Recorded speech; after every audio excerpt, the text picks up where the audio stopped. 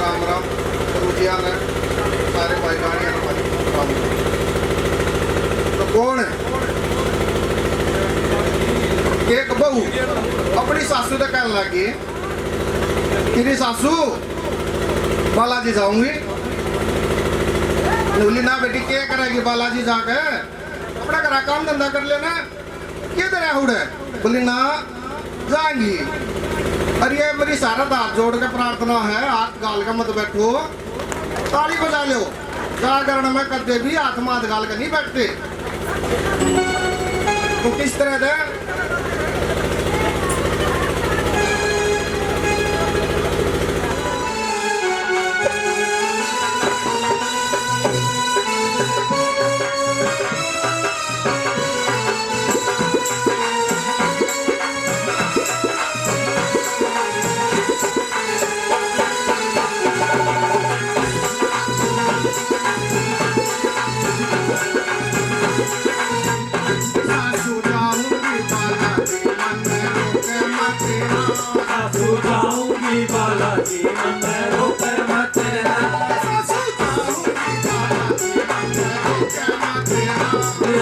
जाऊंगी बालाजी मन रोक मत ना मन रोक मत ना मन रोक मत ना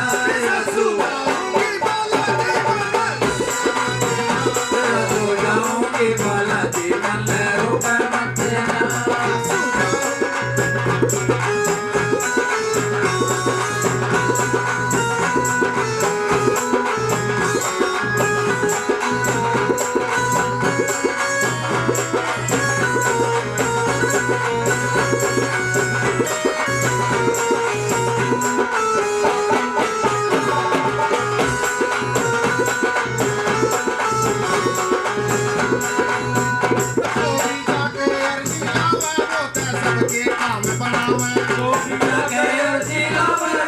सबके काम बनावे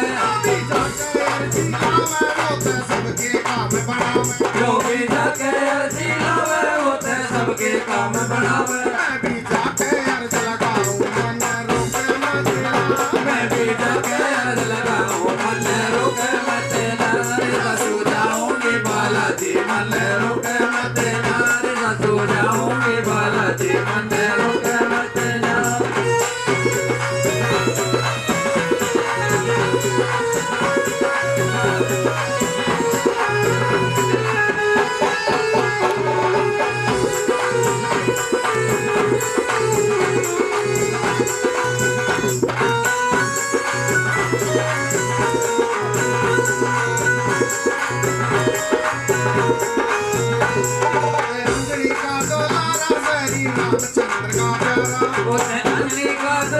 रामचंद्र का प्यारा अंजनी का दुलारा श्री रामचंद्र का प्यारा अंजनी का दुलारा श्री रामचंद्र का प्यारा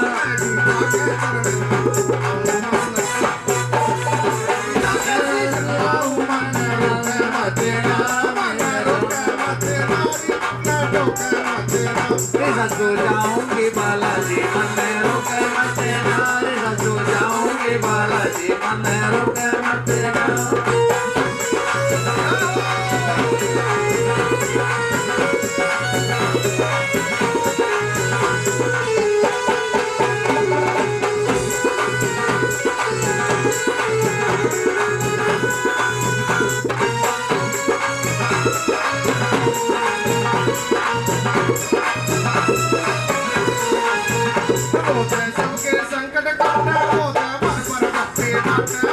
सबके संकट काटे वो पार पर भक्ति बाटे सबके संकट काटे वो पार पर भक्ति बाटे सबके संकट काटे वो पार पर भक्ति बाटे मैं भी अपनी जोड़ बनाऊं मन रोके मत ना मैं भी अपनी जोड़ बनाऊं मन रोके मत ना ससु जाऊंगी बालाजी मन रोके मत ना ससु जाऊंगी बालाजी मन रोके मत ना ससु जाऊंगी बालाजी मन रोके मत ना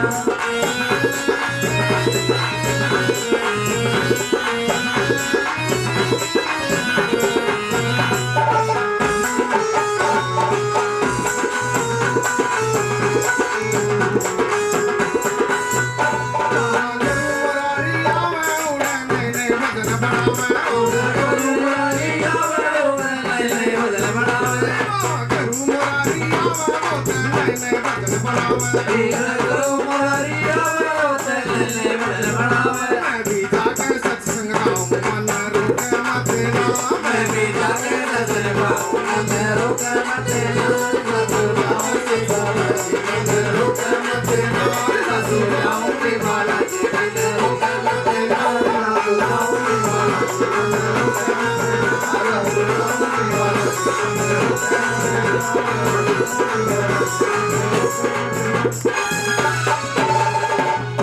बोले बालाजी महाराज की जय बोल प्रेतराज सरकार की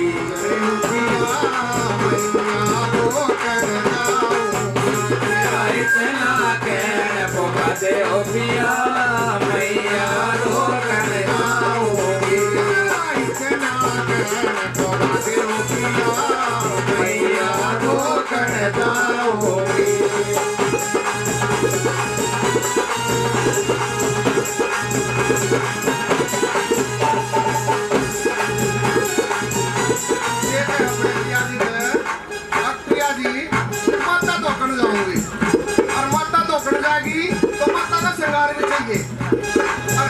सामान मंगावा है एक एक बात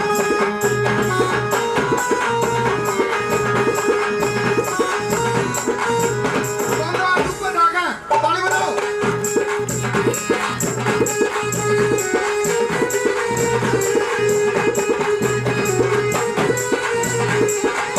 उनकी चुनरिया लइए आगरे का घाघरा जयपुर की चोनरिया लइए आगरे का घाघरा धाकिए हारी चूड़ी मुन्ना नारा लाग मुन्ना की है नारी चूड़ी में नारा लाग रहा आके रंग की लइए हो पिया मैया दो कर मेरे पाके रंग की लइए हो पिया मैया दो कर जाओगे मेरा इतना कहने बुलाइए हो पिया मैया दो कर जाओगे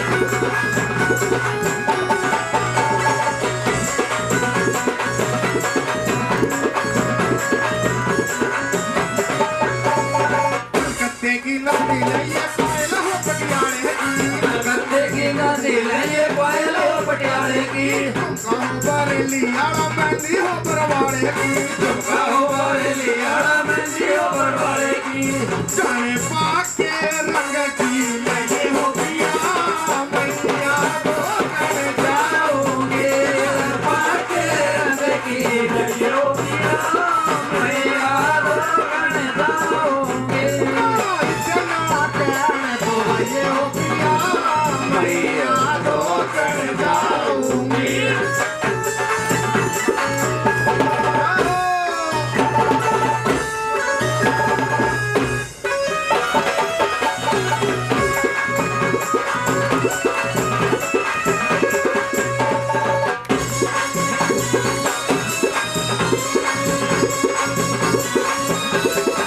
केकड़े का समय लइए कांगड़ी संदूर हो केकड़े का सुरमाले ये कांगड़ी से दूर हो दिया तू अजमेर आड़ी ले आइए जरूर हो लिया तो यद मेरे आड़ी ले आइए जरूर हो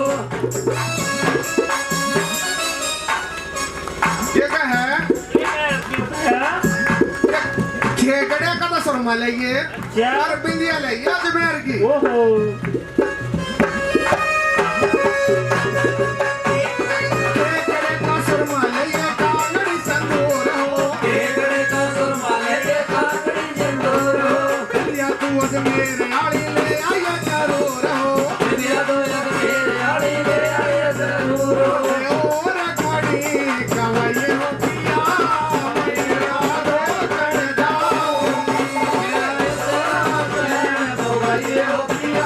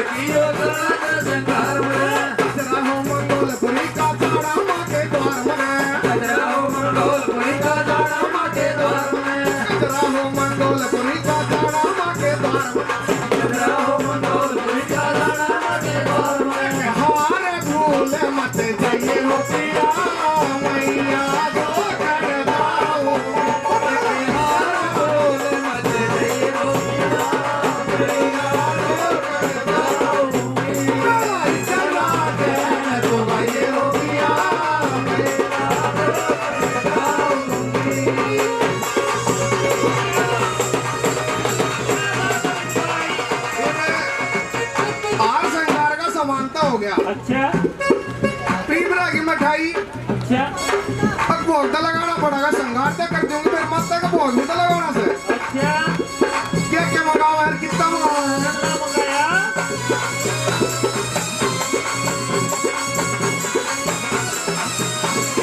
मधु की जलेबी ले ये पेड़ प्यारे लाल के, मधु की जलेबी ये पेड़े प्यारे लाल के, घर घर के मैं सुन लगाई गाड़े नहीं सुरताल के, घर घर के मैं लगाई गाड़े सरताल के, तीस की कैसेट ले ये हो पिया मैया दो कर जाऊं, दीना कर होगा ये हो पिया मैया दो कर जाऊं, तेरा कर होगा ये हो पिया मैया दो कर जाऊं।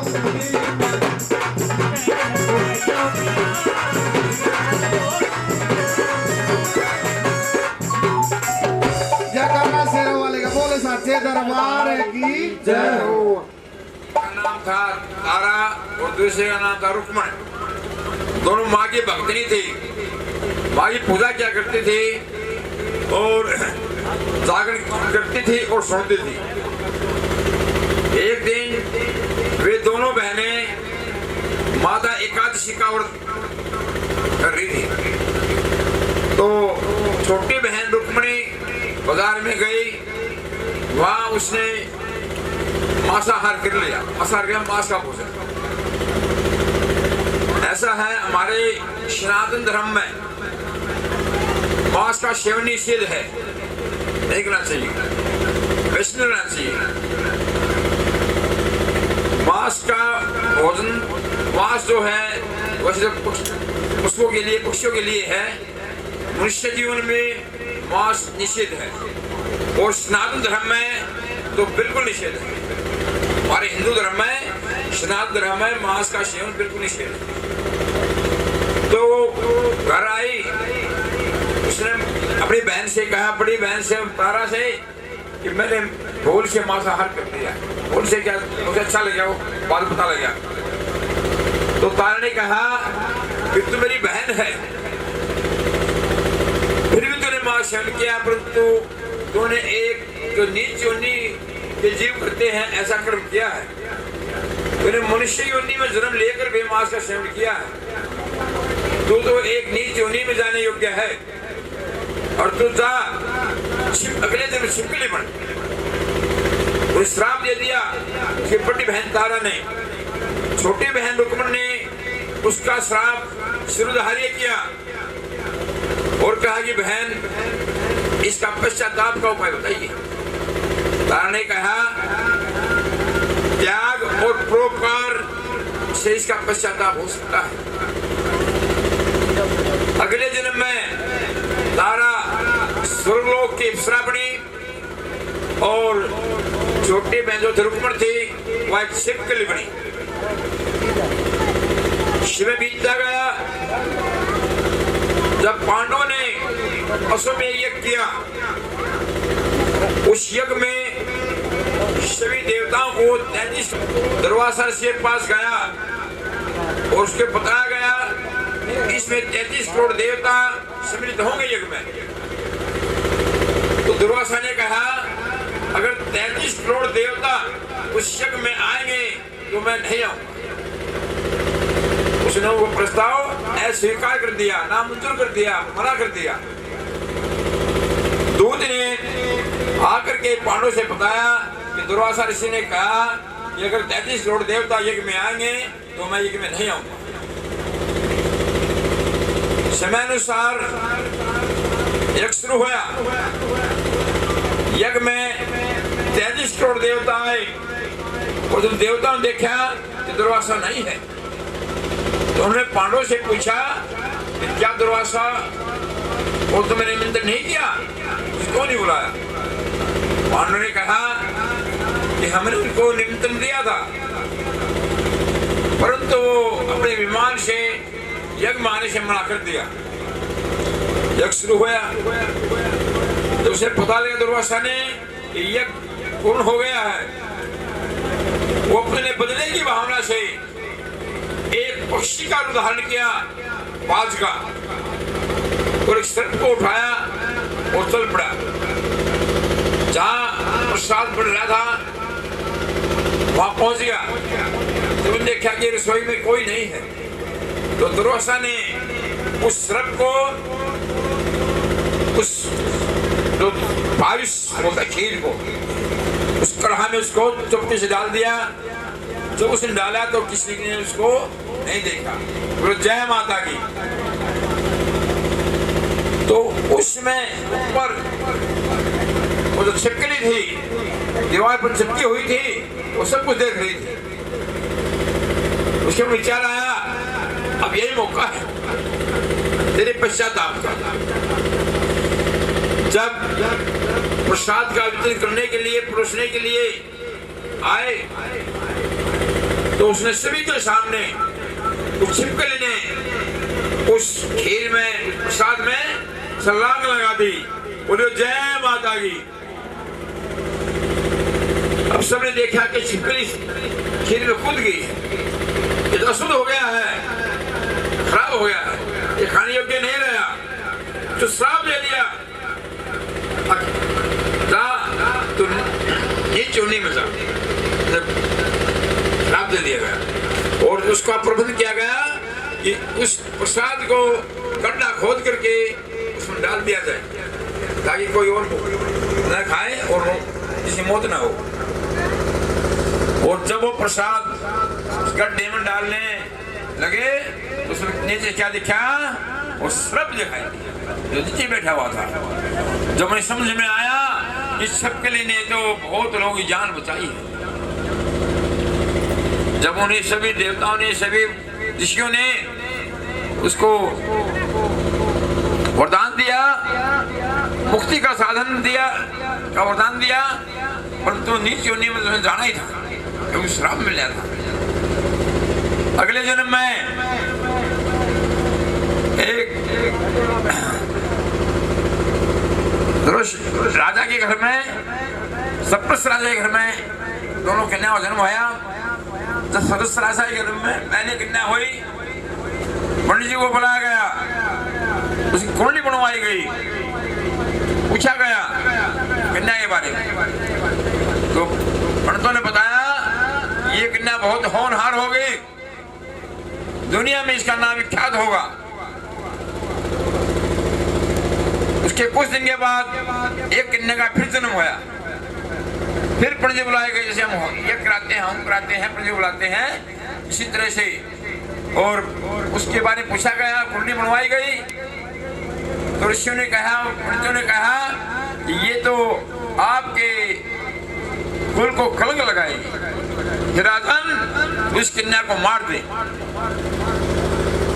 परंतु राजा ने कहा कि कन्या वध यानी कन्या को मारना तो बहुत बड़ा पाप है, मैं ऐसे पाप का बाहर नहीं उठा सकता, कोई और उपाय बताइए।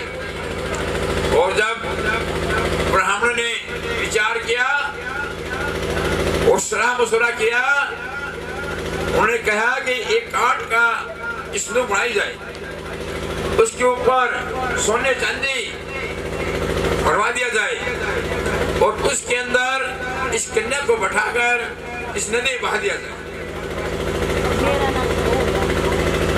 उस धन के लालच में वो इसको निकाल लेगा और इसकी पुरुष कर देगा। तो जय माता की। ऐसा ही किया गया। उसको एक काठ का स्तूप बनवाया गया, उसके ऊपर सोने चांदी बनाए गए, उसके अंदर कन्या को लटाया गया और नदी में छोड़ दिया गया। जब नदी बह रही थी तो आगे एक पंडित जी स्नान कर रहे थे। क्या बहुत माल आ रहा है, सोना चांदी आ रहा है। उसने उसको निकालने की कोशिश की पर तो नहीं निकाल पाया। जो आगे गया वो और आगे सर गया। उन्होंने सोचा अगर तू इसको लालचम बढ़ेगा तो तेरे प्राण चले जाएंगे। वहाँ एक हरिजन पाल जो थे मुशियारी वगैरह हरिजन था वो था। उसने कहा कि भाई तू इसको निकाल ले, जो इसमें माल है दोनों का आधा आधा। अब उस हरिजन ने उस पक्ष को निकाल लिया और उसको निकाल कर देखा तो उसमें एक कन्या दाएं हाथ का दाएं पैर का अंगूठा चुन लिया। बोले जय माता की। तो वो बड़ा खुश हुआ, जो हरिजन था वो बड़ा खुश हुआ और उस पंडित जी से बोला, पंडित जी ये कन्या मेरे को दे और इसका जो धन है वो भी तू ले, इसकी परवरिश कर दे, इसकी शादी विवाह शादी करिए, ये सब कुछ तेरा ही है। उस लोग को लेकर के अपने घर आया, उसने अपनी घरवाली को दिया कन्या को, तो बड़ी खुश हुई, क्यों क्योंकि वहां कोई संतान नहीं थी। दोनों स्त्री पुरुष बड़े खुश हुए और उसका नाम बड़े प्यार से क्या रखा गया, रुक्को। जय माता की। रुक्को का पालन पोषण किया गया। देव योग से जो तारा थी वो अयोध्या के राजा हरिश्चंद्र के वहां उसकी शादी हुई और उसी रुक्को की शादी उसी शहर में उसी की जाति में हुई। दोनों बहनें एक शहर में। अब जो रुक्को की सास थी वो राजा के घर में झाड़ू पोछा क्या करती थी। एक दिन उसकी सास की तबीयत खराब हो गई। उसने देखा, कहा रुक्को को, बेटी मेरी तबीयत खराब हो गई, आज तू जा और वहां झाड़ू होकर लगा राजा के महल में। और जब रुक्को वहां झाड़ू लगाने के गई तो तारा ने देखा ये तो तेरी बहन है। तारा ने कहा कि बहन या मेरे पास आ, मेरे पास बैठ। रुक्को ने कहा कि नहीं, मैं तो एक नीच जाति में हूँ और आप एक महारानी हैं, मैं आपके पास कैसे बैठ सकती। तारा ने कहा नहीं, तुम मेरे पहले जन्म की बहन है, सही बहन थी, मेरे पास आ और तो रोज मेरे यहाँ आ। अब रोजाना रुको वहां सफाई करने जाए। कई वर्ष बीत गए थे, उनके वहां कोई बच्चा पैदा नहीं हुआ। हाँ, उसने कहा कि तुम माँ की पूजा कर, माँ तेरे सारे कार्य संपन्न करेगी। उसने संकल्प कर लिया रुको ने, हे माँ तू मेरे एक संतान दे, मैं तेरा जागरण कराऊंगा। अब माता ने कोई घर में प्रवेश किया, उसको दान निकला, चेतन इसको बोलते थे हम। माता ने अपना रूप दिखाया, बच्चा बीमार हो गया तो रुको आई दौड़ी दौड़ी, किसका सामने क्या थे, उसकी बहन तारा, सबका समाधान तारा। उसने कहा कि बहन मेरे लड़के को तो माता मतलब चेचक निकलाई है। बोला नहीं अगले, वो तेरे घर में माता आई है, तूने कुछ को भूला, कुछ बोला तूने नहीं किया होगा। तुमको याद आई कि तूने 6 साल पहले माता का जागरण किया। अब उसने बोल दिया कि माता इसका ठीक होने के बाद मैं तुरंत तेरा जागरण कराऊंगी। बोलो जय माता की। तारा ऐसा कर्म नहीं करेगी, इसकी वहां नहीं जाएगी, इसकी वहां नहीं जाएगी। बोला ठीक नहीं, देख लेता। अब राजा ने उसको आजमाने के लिए, कभी जाएगी या नहीं जाएगी सब जानने के लिए, अपनी उंगली में चुप्पू से निशान लगा लिया ताकि मेरे को नींद ना आए। मैं सारी रात जागता रहूं और मुझे पता लगे तारा जाएगी या नहीं जाएगी। अब तारा ने वो अपना जागते रहा, समय हो गया जागरण का। तारा देख ही राजा सोएगी। अब उसने मन ही मन माँ की प्रार्थना की, हे माँ मैंने जागरण में हाँ भीत भरी है, मैंने जागरण में जाना है, इसी तरह राजा को सुला दे। बोलो जय माता की। माँ के प्रभाव से राजा हरिश्चंद्र को नींद आई। तो वो देखा कि राजा सो गया है, तो तारा ने सोचा अगर दरवाजे से जाएगी तो आवाज होगी।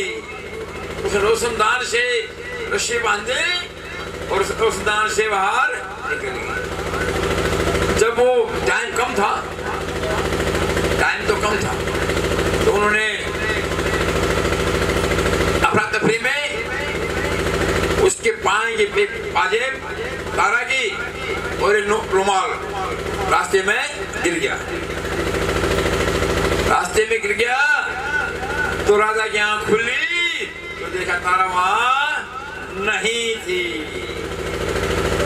तारा ने सोच लिया गई वहां जाकर। राजा उठ लिया, चल पड़ा, तो रास्ते में उसका रुमाल दिखाई दिया। तो रानी का है। आगे जाकर देखा कि पाजेब थे, नुपुर थे, उन्हें वो भी उठा लिए, रुमाल भी उठा लिया। पहुंच गया वहां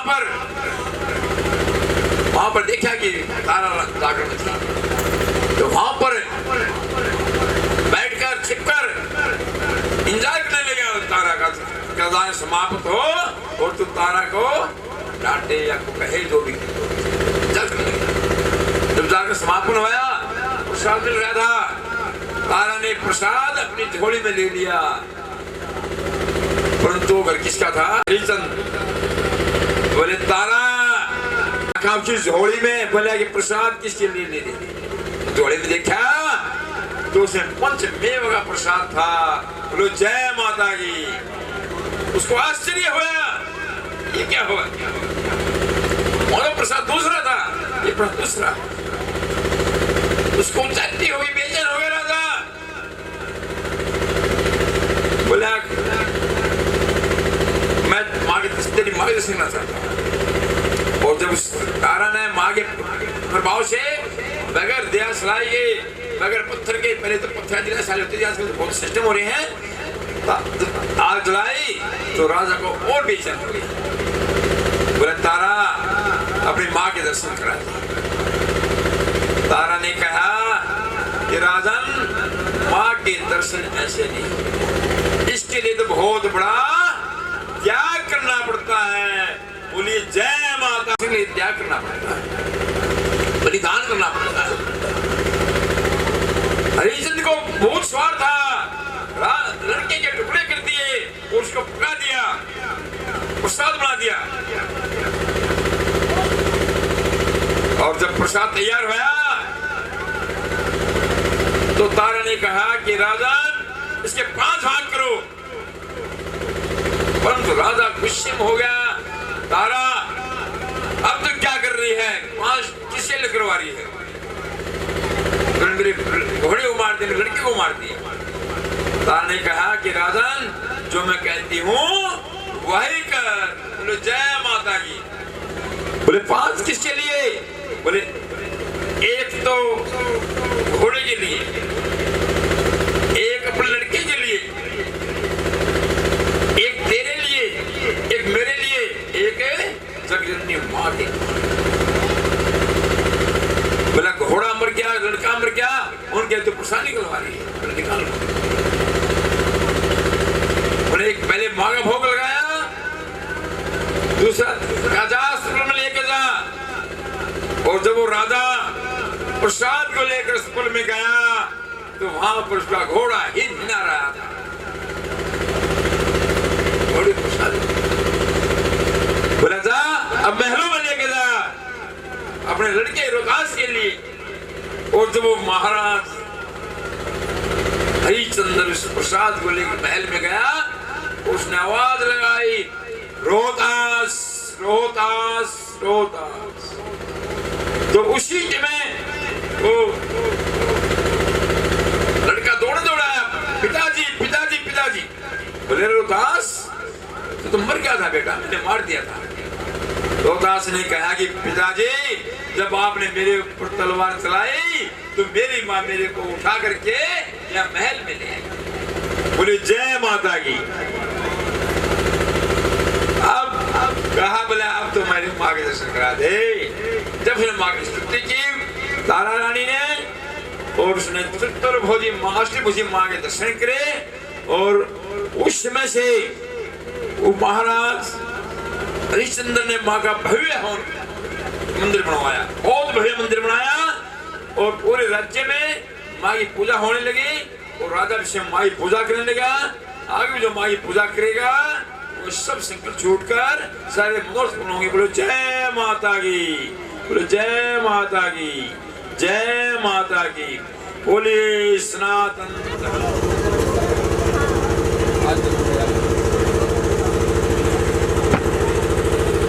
हेलो हेलो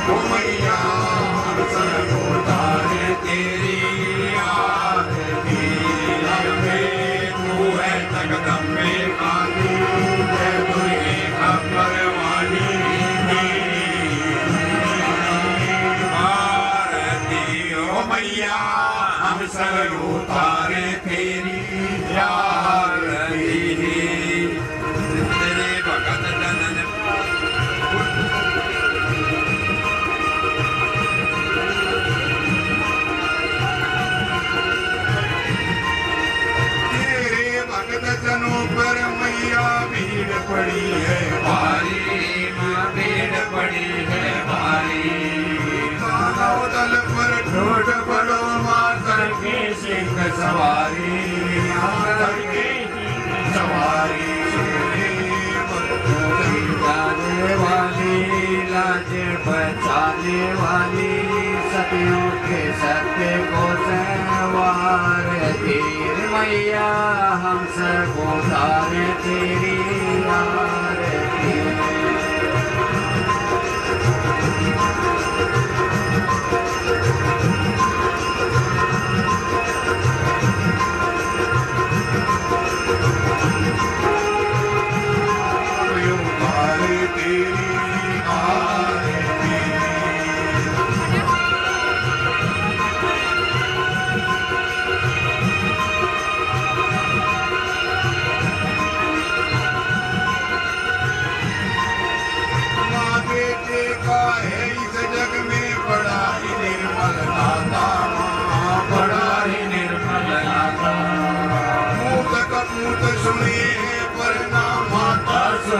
माता माता सुने को माता, माँ बेटे का है इस जग में बड़ा ही निर्मल लाता, बड़ा ही निर्मल लाता। मूत कपूत सुने परना माता सुने को माता, माता सुने को माता।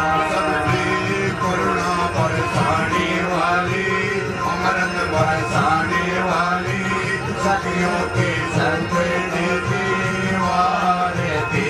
मैया हम सब उतारे तेरी आरती।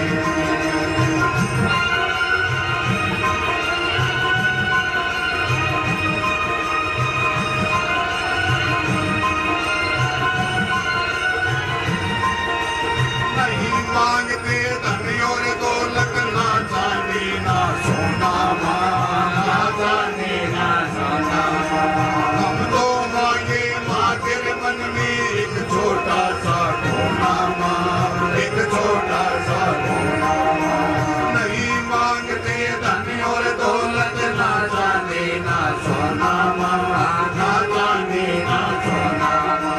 हम तो मांगे बस तेरे मन में एक छोटा सा कोना, माँ एक छोटा सा कोना। सबकी बिगड़ी बनाने वाली, लाज बचाने वाली, सदियों की सत्य को संवार दी।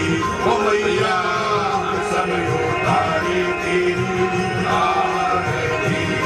अम्बे तू है जगदम्बे काली, जय दुर्गे खप्पर वाली, तेरे घोड़े लाई आरती। ओ मैया सब उतारी तेरी आरती। ओ मैया सब उतारी तेरी आरती। ओ मैया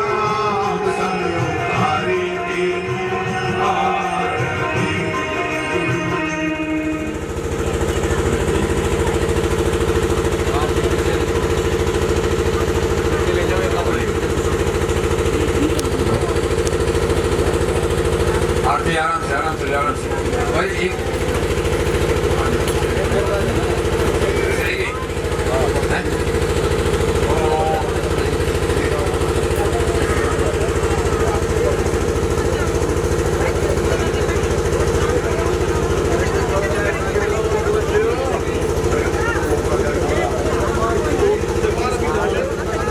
देखिए इस आरती को थोड़ा पीछे ले जाओ, यहाँ थोड़ी जगह छोड़ दो, भोग लगाएंगे थोड़ा।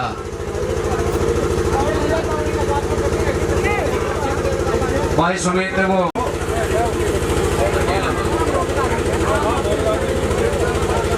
एक मिनट रुक जाओ, एक मिनट रुक जाओ, बस बस बस दो ना जाओ।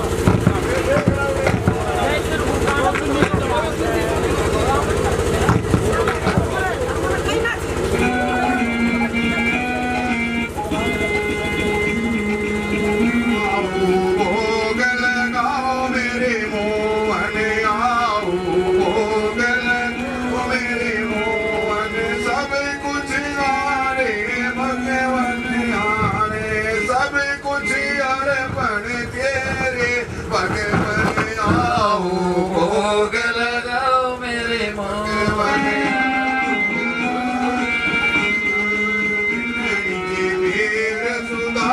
के तांदुल बिलड़ी के वीर सुधा मके तांदुल, रुचि रुचि भोग लगाओ मेरे भगवन, आओ भोग लगाओ मेरे भगवन, आओ भोग लगाओ मेरे भगवन। दुर्योधन की देवा त्यागी, दुर्योधन की देवा त्यागी, सागरी तोरे नरे खाओ मेरे मोहन, सागरी तोरे नरे खाओ मोहन, सोने का भोग लगाओ मेरे मोहन, सोने का लोटा गंगा जल पानी, सोने का लोटा गंगा जल पानी, अमृत जल बरसाओ मेरे भगवन, अमृत जल भगवन, ऐसा भोग लगाओ मेरे भगवन, ऐसा भोग लगाओ मेरे भगवन, सबको अमृत बनाओ मेरे भगवन, सबको अमृत बनाओ मेरे भगवन। जो जो जीव इस भोग को खावे, जो जो जीव भोग को खावे, जन्म सफल हो जाए मेरे भगवन, जन्म भोग लगाओ मेरे मोहन। सब भक्तों की एक है अर्जी, सब भक्तों की एक ही अर्जी, आकर दर्श दिखाओ मेरे भगवन, आकर दर्श दिखाओ मेरे भगवन। पूरब पश्चिम उत्तर दक्षिण, पूरब पश्चिम उत्तर दक्षिण, चारों दिशाओं से आओ मेरे भगवन, आओ भोग लगाओ मेरे भगवन।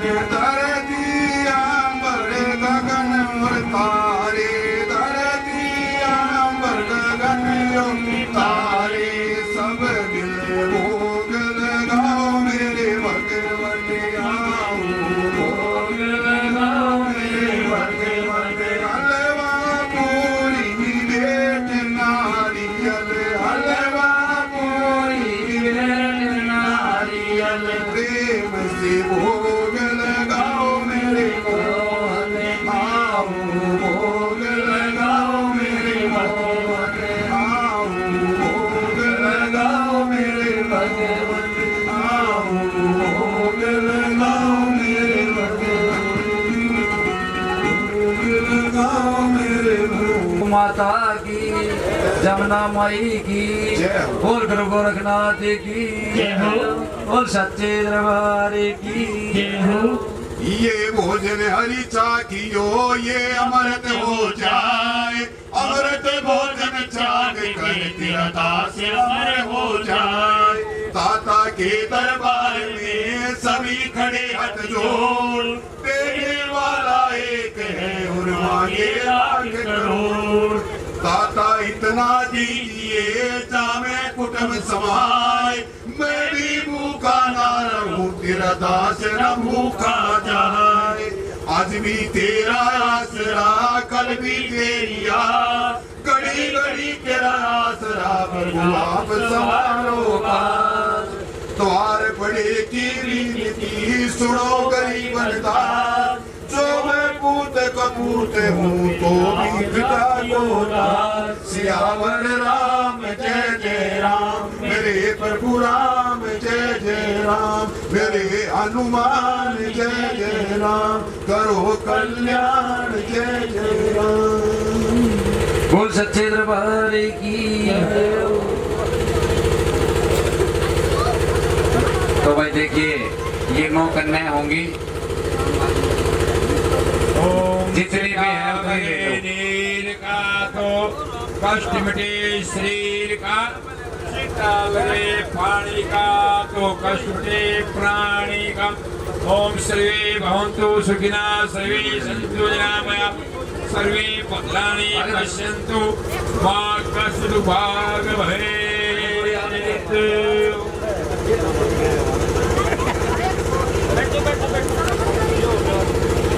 आजा मेरी बात सुन, इनको तक ये सुन नहीं, सुननी इसको पकड़ा दे प्रसाद